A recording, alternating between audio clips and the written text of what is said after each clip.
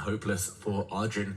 Just to point out a cool tactic, the move you want to play is to move the black knight out the way, but then the black queen is about to get trapped. You're almost immobilized here completely, and here, just to put it on the board, the analysis board, the green on your screen right now, if the knight goes to f6, rook to c7, game over. Look at this, the black queen, such a sad piece that she gets trapped, nowhere to go.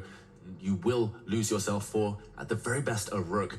And Arjun, if he can't move that knight out the way, he can't develop his bishop, he can't connect his rooks. And yeah, this one, it's just hard to even find a move. In human terms, you're getting depressed already in this situation. You're starting to lose hope. He uses his queen instead, but this doesn't look great either. You know what? Alireza is just very clear in his plan. He's playing against Arjun's development. He's making sure that that knight, that bishop, the black rook on the left side does not come into the game at all. And the last few moves have put that plan into perfect execution there. Right. Queen f6 hits the bishop, no biggie. Fall back with the bishop. You could also get active on that c7 square, which looks very juicy to land on, hitting on the b6 pawn as well. Yeah, looks like a good move. The white bishop will retreat instead. It's still impossible for the black knight to develop, the black bishop to develop, the black rooks just stuck. This is horrible. This is torture. You can even take his time here, Alireza. The white queen, as soon as she enters the attack, it's over.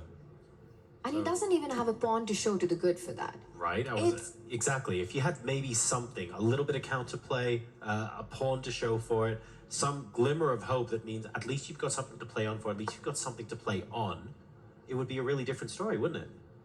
Absolutely. To suffer for, always. And here, he's just weakened his dart squares. That's a sad move to play.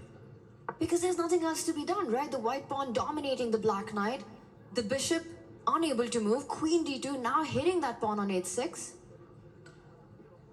Yeah, that pawn moves, but no dart squared control at all for black now.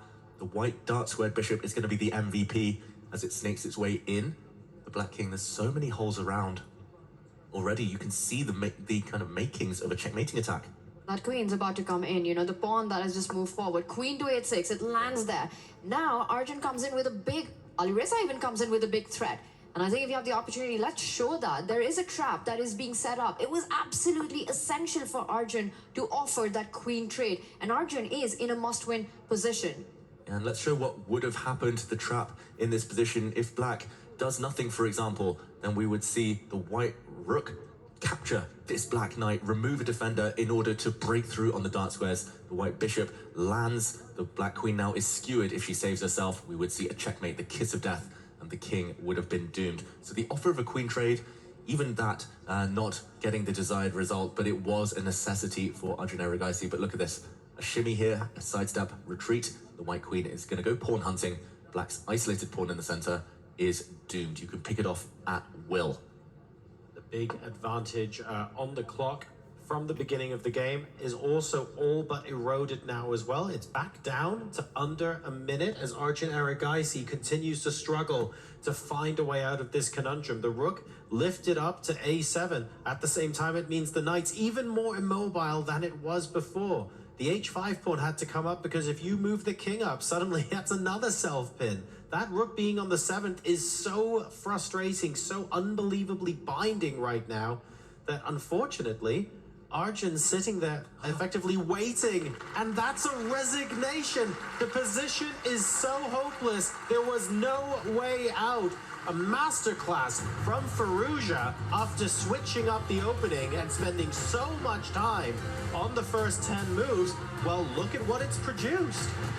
Unbelievable, a match in 5, and what a dominating performance this has been by Alireza Firoujza, getting those 2 wins, keeping everything under control, needing only a draw, going on to win this final round, forcing Arjun Erigaisi into such a hideous position that he had to resign. He will be a finalist. He is a finalist. He is the firebrand of chess, and he will fight for $250,000.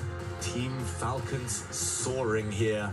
Will he be meeting his teammate Hikaru Nakamura in the final? Will he be meeting Magnus Carlsen in the final? Either way, Alireza Firoujza has earned himself a nice evening off. He's going to be relaxing, watching the other semi-final, and look at the smile break out on his face, maybe catching his partner's eye there in these stands. The support, all appreciated here. An unbelievable performance from Alireza Firoujza in the semi-final. There was a stay of execution as Arjun Erigaisi was able to hold on in a couple of games there, but unfortunately Firoujza was just a force that was too strong on this occasion. An absolutely amazing bind in that final game, not giving Arjun any options at all, and the position just got more and more hopeless. You nearly never see a resignation